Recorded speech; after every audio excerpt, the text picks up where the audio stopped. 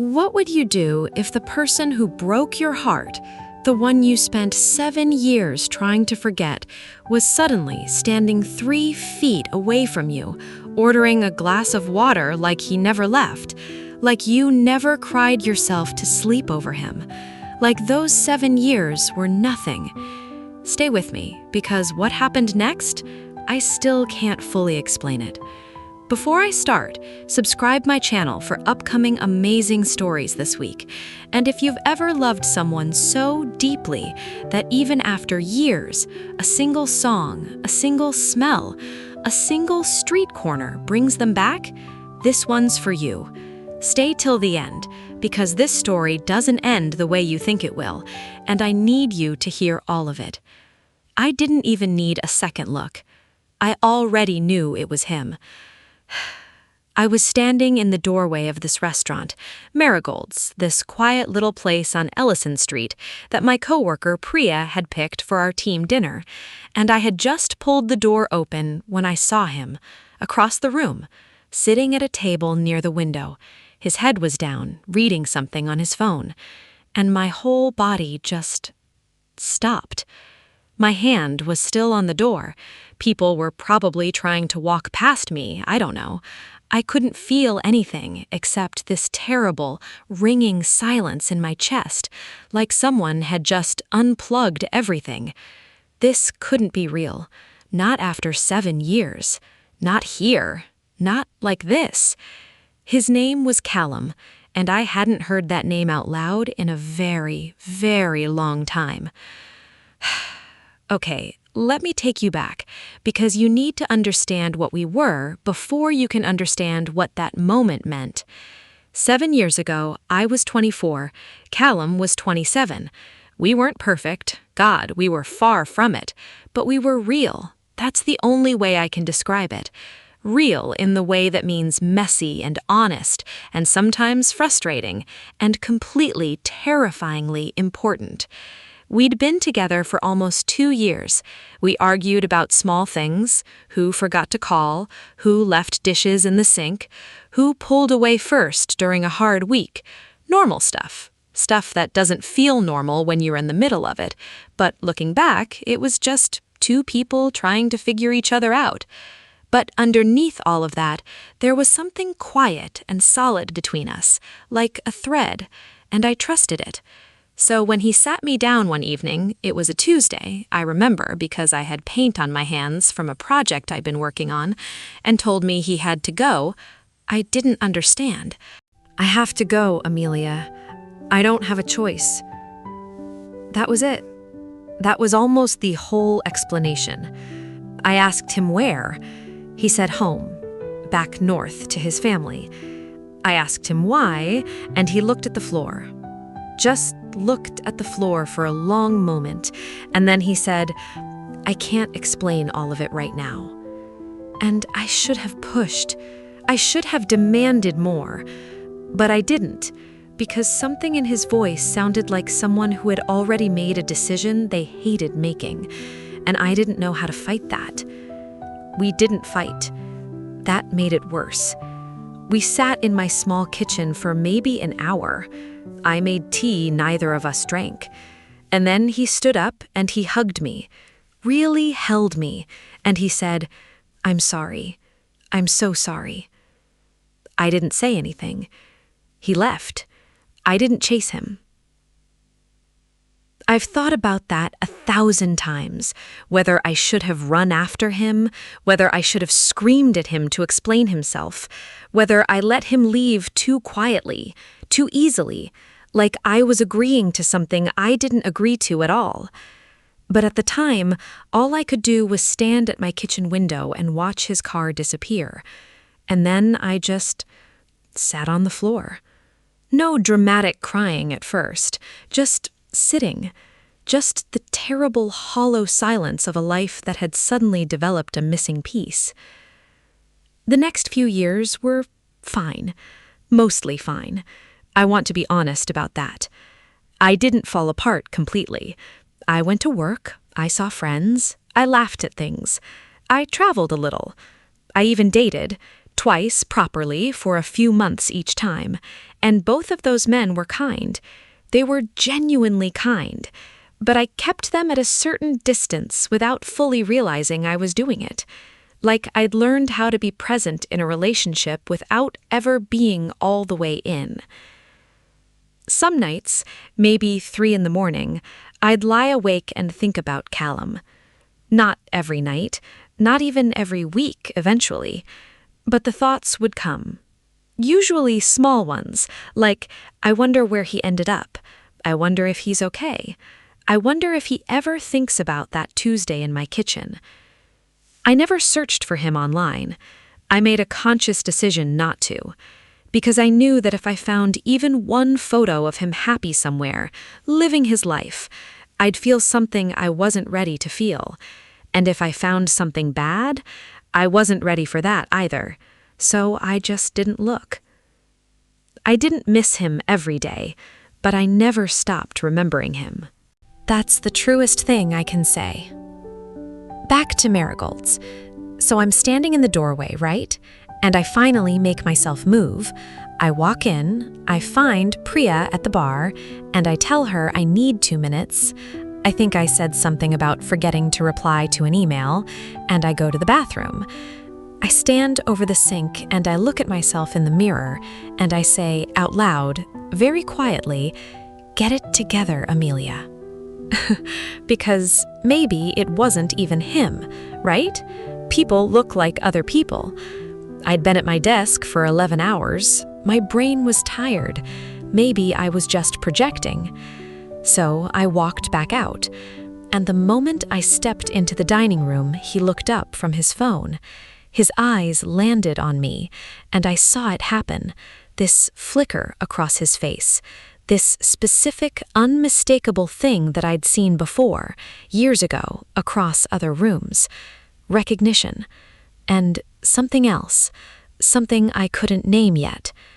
He was older, obviously. There were lines near his eyes that hadn't been there before. He was calmer somehow, less restless in the way he used to be, always moving, always slightly somewhere else in his head. He seemed settled, like the energy had gone inward instead of outward. But it was him. 100%, undeniably, heartbreakingly him. Neither of us moved for what felt like an extremely long time, but was probably about 6 seconds. And then Priya appeared at my elbow and said something about our table being ready, and I had to make a decision. Do I follow her to the other side of the restaurant and pretend I didn't see him, or... I didn't move. Priya looked at me. "You okay?"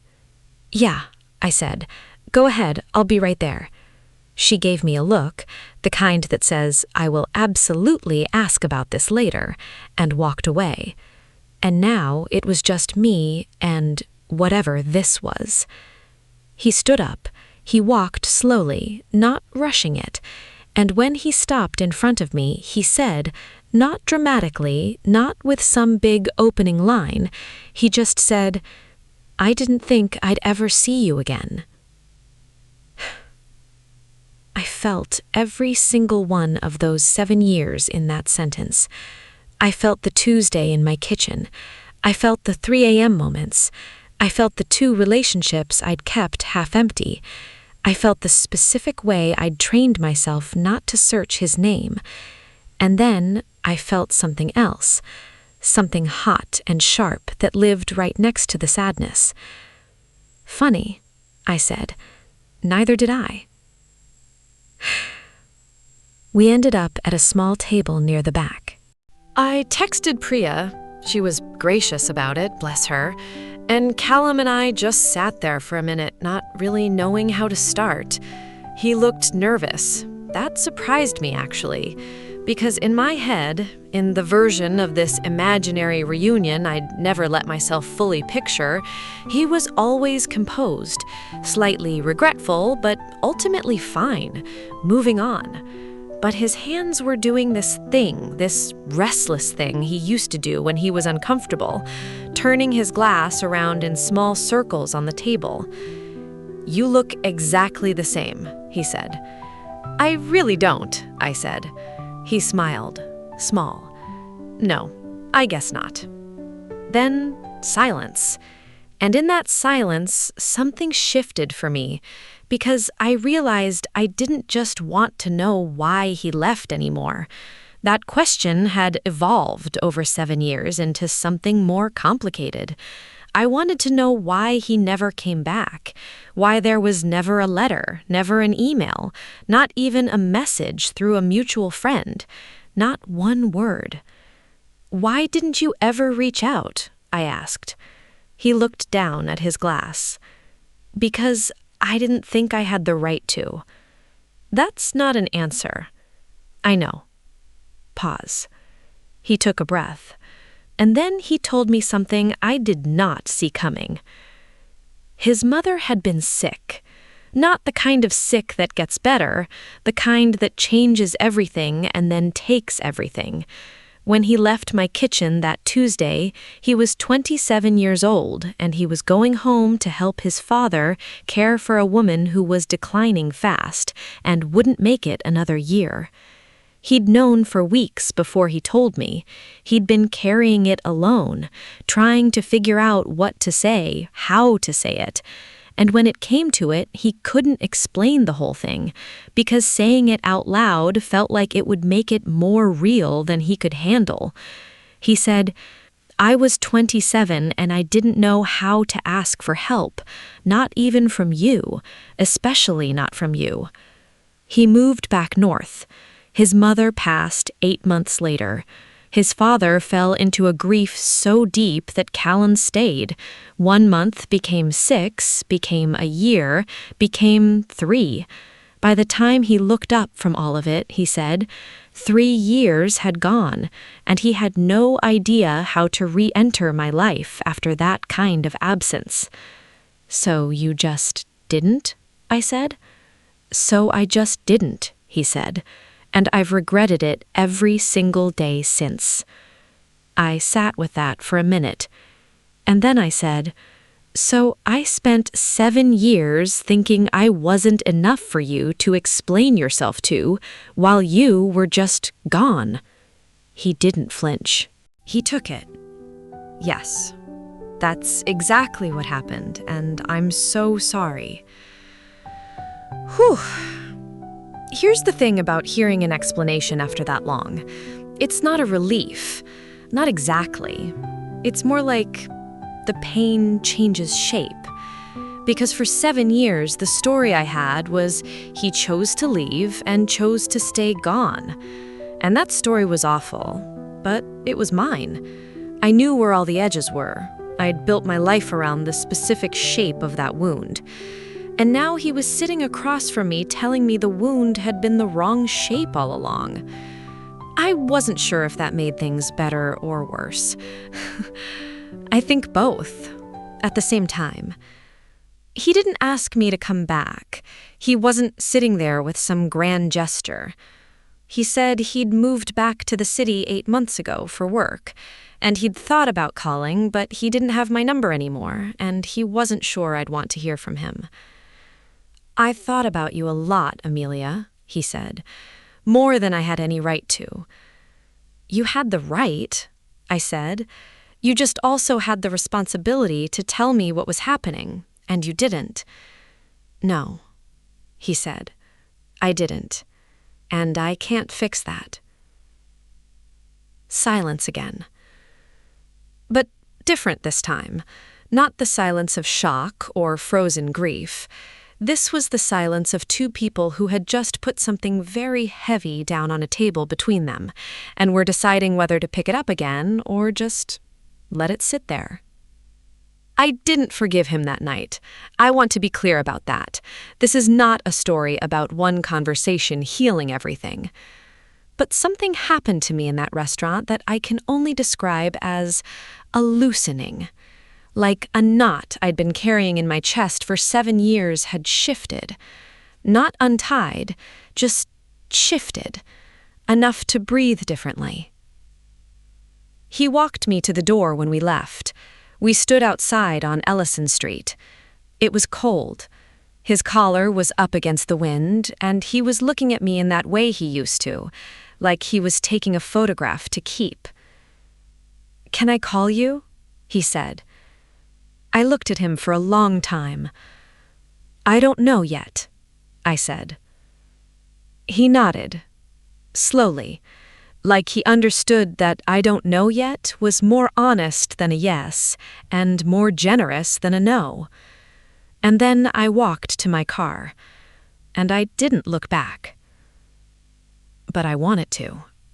I really, really wanted to. Some people don't come back to fix the past. They come back so you can finally stop living in it.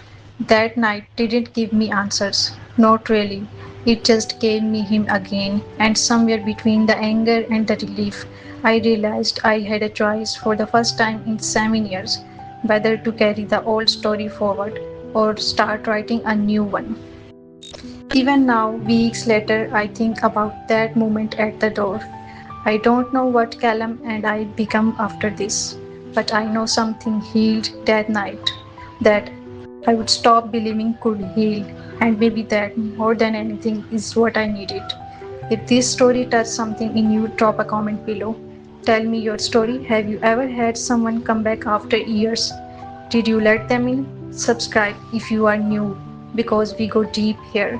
Real emotions, real stories, no filters. See you in the next one.